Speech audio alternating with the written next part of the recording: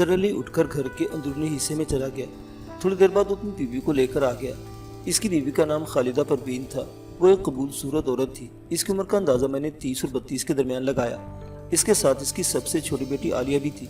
आलिया की उम्र कम बेश 5 साल थी। आलिया से बड़ी बहन का नाम फिरदौस था। फिरदौस से बड़ा एक भाई कामरान था।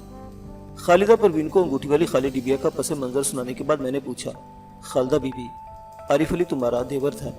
देवर भाभों से बहुत बेतकल्लुफ होते हैं और आमतौर पर इन्हें अपने हर राज में शरीक रखते हैं। तुम्हें तो इल्म होगा वो ये अंगूठी किसके लिए लाया था? ना जी, इसने मुझे तो अंगूठी के बारे में कुछ नहीं बताया, खालिदा ने जवाब दिया। मैं सोच रही हूँ लेकिन समझ नहीं आ रहा आखिर ये चक्कर क्या है। मैं भी इसी चक्कर को समझने की कोशिश कर रहा हूँ। मैंने कहा, यह बात तो साबित है कि वो लाहौर से आते हुए अपने साथ एक अंगूठी खरीद कर लाया था। मुझे इसकी जेब से अंगूठी की रसीद भी मिली है।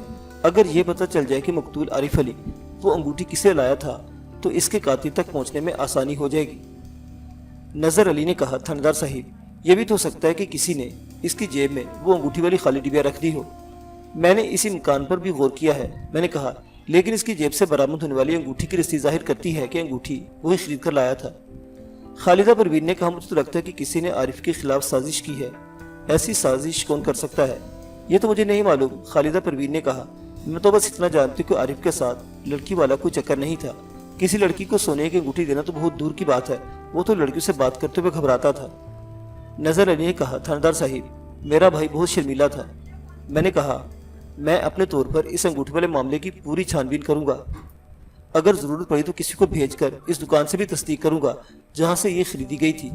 एक लम्हे के तौक़ुफ़ से मैंने खालिदा परवीन से पूछा, खालिदा बीबी, तुमने अपने देवर को कोई रुमाल दिया था?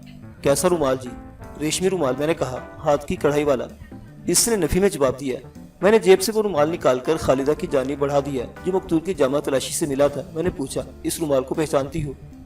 वो उलट पलट कर रुमाल को देखने लगी। इसके चेहरे के तासुरात से मुझे अंदाजा हुआ कि वो रुमाल इसने इससे पहले नहीं देखा था।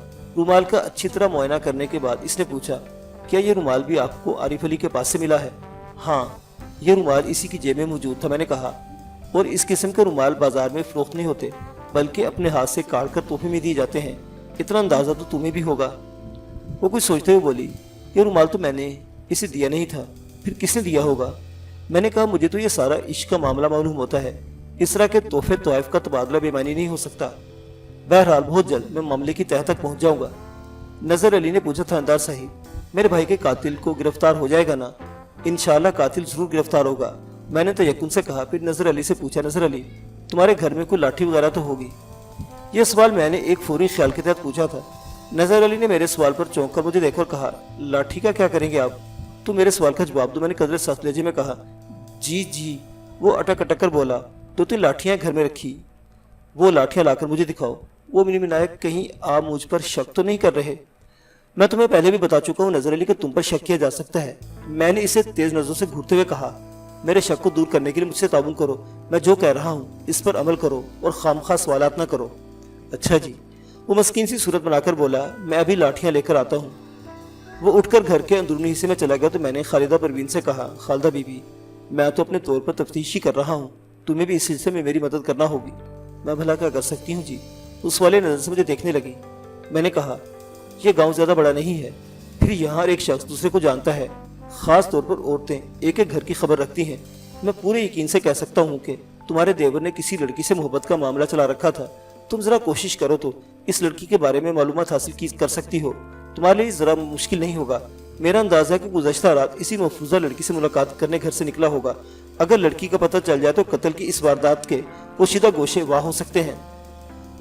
वो इस बात में सर हिलाते हुए बोली, मैं पूरी कोशिश करूंगी जी। इसी दौरान में नजर अली 3 लाठियां लेकर बैठक में दाखिल हुआ। फिर इन लाठियों को मेरी जानिब बढ़ाते हुए बोला, ले जनाब, मेरे घर में यही 3 लाठियां हैं। एक कांस्टेबल ने आगे बढ़कर वो लाठियां थाम ली। मैंने मज़कूरा कांस्टेबल से एक लाठी लेकर इसका बगौर मुआयना किया। वो अच्छी खासी मजबूत लाठी थी। इसके एक सिरे पर सुन चढ़ा हुआ था। मैंने लाठी के दोनों सिरों का तफसीली जायजा लिया। लाठी के किसी भी सिरे पर कोई निशान वगैरह नहीं था, ना ही कोई इंसानी बाल सुम में फंसा हुआ दिखाई दिया। मैंने बारी बारी तीनों लाठियां देख डाली। मुझे ऐसा कोई सुराग न मिला जिससे जाहिर होता था कि इनमें से किसी लाठी से आरिफ अली के सर को निशाना बनाया गया होगा। ताहम मुझे यकीन था कि आरिफ अली के सर पर किसी ऐसी मजबूत लाठी से वार किए गए होंगे। मैंने नजर अली से सवाल किया, इसके अलावा भी तुम्हारे घर में कोई लाठी है? नहीं जनाब, जो थी मैंने वो आपको दिखा दी है। नजर अली ने जवाब दिया, अगर आपको मेरी बात का यकीन ना हो तो आप मेरे घर की तलाशी ले सकते हैं। जरूरत पड़ी तो तलाशी भी ले लूंगा। मैंने अंदाजा लगाया था कि नजर अली या इसकी बीवी से मजीद काम की कोई बात मालूम नहीं हो सकती थी, इसलिए चंद सवालात के बाद मैं वहां से वापस थाने आ गया। वो पूरा दिन थाने में बहुत मसरूफियत रही। मैंने सोचा था कि शाम को गिरदावर इरशाद हुसैन से मिलने जाऊंगा, लेकिन मुझे एक लम्हे की फुर्सत न मिल सकी, लिहाजा गिरदावर से मुलाकात को मैंने दूसरे रोज तक मुलतवी कर दिया।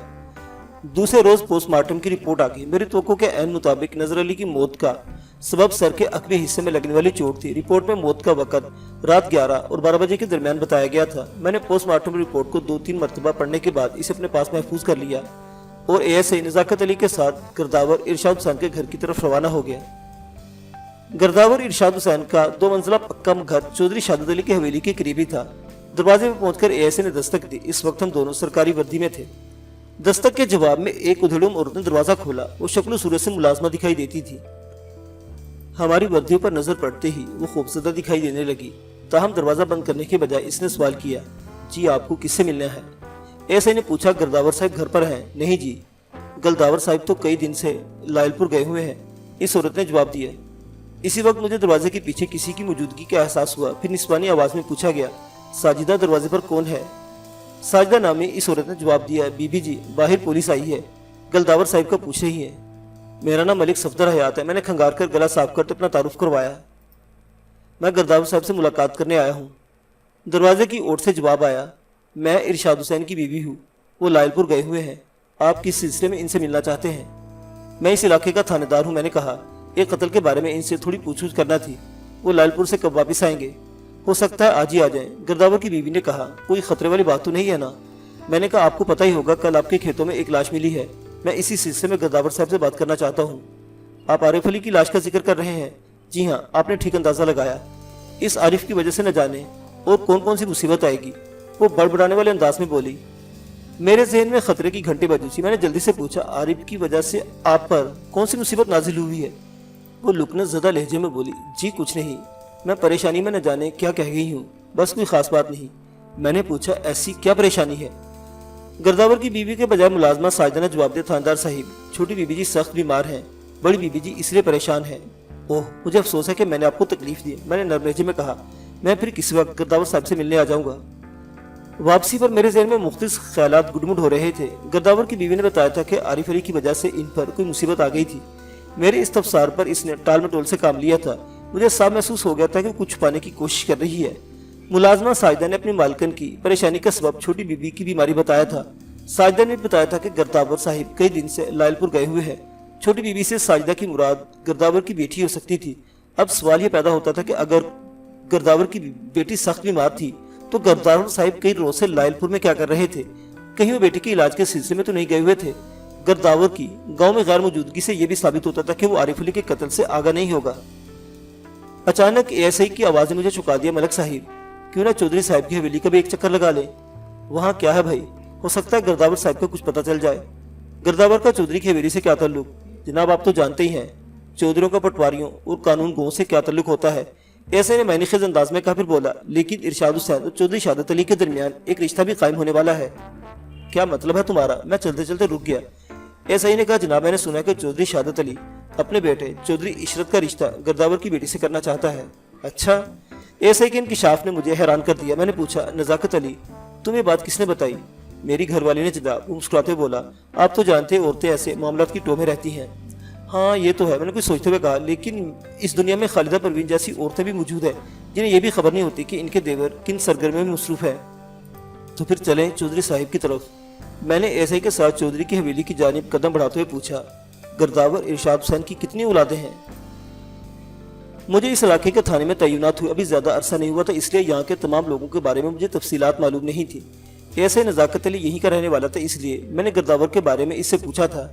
एएसआई ने जवाब दिया, इरशाद हुसैन की एक ही बेटी है, इसका नाम सलमा है। ओह, तो तुम्हें इसका नाम भी मालूम है? इसका जिक्र मैंने अपने घरवाली से सुनता रहता हूँ, इसने बताया। भैया तुम्हारी घरवाली तो बहुत काम की औरत है। मैंने कहा, इसे ये भी मालूम होगा कि मकतूल आरिफ अली का गाँव की किस लड़की से चक्कर चल रहा था।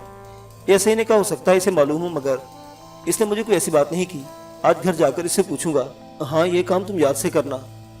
फिर मैंने कुछ सोचते हुए पूछा, नजाकत अली गिरदावर की मुलाजमा ने बताया था कि छोटी बीबी सख्त बीमार है। अगर तुम्हारी इत्तला को दुरुस्त मान लिया जाए तो फिर छोटी बीबी की बीमारी से चौधरी यकीनी तौर पर आगाह होगा। मुलाजमा सलमा ही को छोटी बीबी कह रही थी ना? ज़ाहिर है जनाब। गर्दावर की बीवी, बड़ी बीबी और इसकी लड़की सलमा छोटी बीबी। एएसआई ने कहा।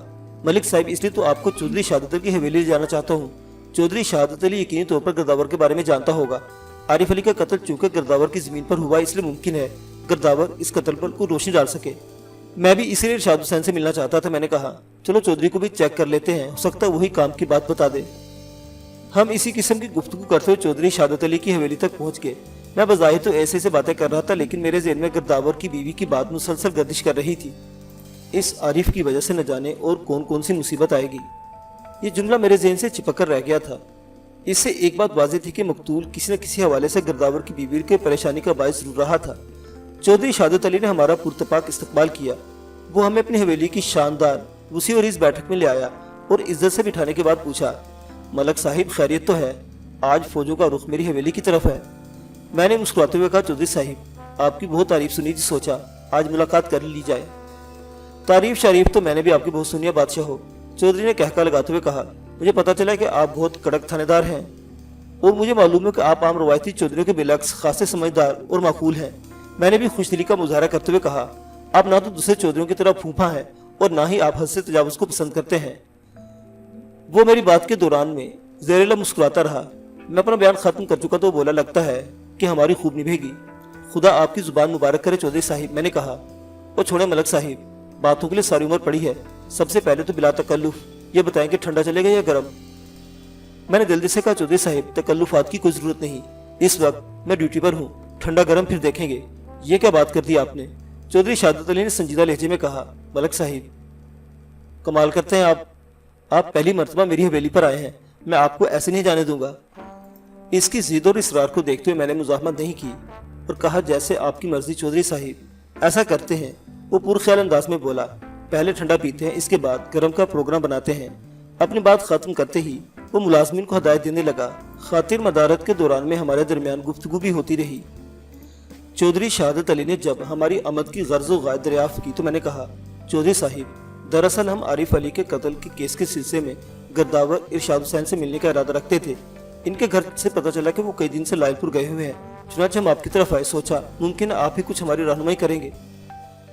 चौधरी ने पूरी बात सुनने के बाद पूछा, आपको ही किसने बताया कि इरशाद हुसैन कई रोज से लायलपुर गए हुए हैं? मैंने जवाब दिया, इसकी मुलाजमा साजिदा ने। अच्छा। चौधरी ने हैरत का इजहार किया, मेरी समझ में नहीं आ रहा कि इसने झूठ क्यों बोला है। तो क्या इरशाद हुसैन लायलपुर नहीं गया हुआ? मैंने पूछा।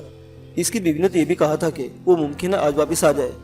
चौधरी बोला, इरशाद हुसैन तो लायलपुर गया हुआ है, लेकिन कई रोज से नहीं बल्कि कल रात से, और ये बात भी दुरुस्त है कि वो आज रात वापस आ जाएगा। अपनी बात खत्म करके चौधरी कुछ अफसुर्दा नजर आने लगा। मैंने पूछा, क्या बात है चौधरी साहिब, आप परेशान नजर आ रहे हैं? वो एक तवील सांस छोड़ते बोला, हाँ मलक साहिब, बात तो वाकई परेशानी की है। मैंने कहा, मुझे गर्दावर साहब के घर से पता चला कि इनकी बेटी सख्त बीमार है। चौधरी खासी देर खामोश रहकर कुछ सोचता फिर बोला, आपने बिल्कुल ठीक सुना है, सलमा की हालत खतरे से बाहर नहीं है और इरशाद हुसैन इसी सिलसिले में लायलपुर गया हुआ है। सलमा वहाँ अस्पताल में दाखिल है, मैं भी वहाँ से होकर आया हूँ। मैंने हमदर्दाना लहजे में कहा, मुझे सलमा की बीमारी का सुनकर बहुत दुख हुआ चौधरी साहिब, सलमा की बीमारी की नौयत क्या है? चौधरी ने जवाब देने से पहले मुझे ऐसी नजर से देखा जैसे इस बात का फैसला कर रहा हो कि मुझे असल बात से आगाह करना चाहिए नहीं। चल लम्हे तजब्जुब का शिकार रहने के बाद इसने बताना शुरू किया।